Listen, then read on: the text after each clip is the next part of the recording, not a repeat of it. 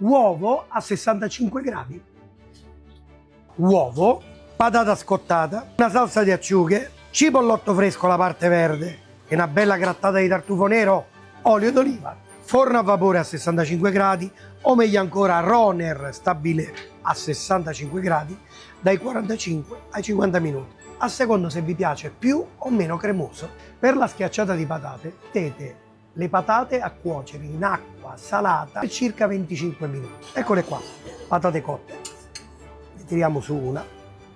Per la salsa d'acciughe in padella direttamente prima vanno fatte sciogliere, così o lo fate a bagnomaria o se no minimo fornello, frustino fino a quando le acciughe non si fondono col calore. Uniamo l'olio d'oliva.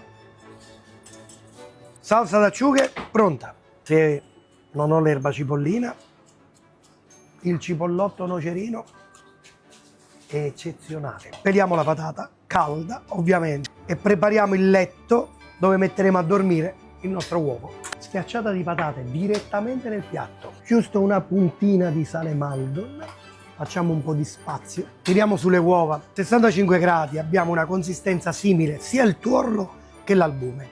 Prendiamo un ovetto, così, sperando che sia cotto come vogliamo. Vi conviene sempre aprirlo prima in un contenitore, con un cucchiaio molto delicatamente, lo mettete qui su.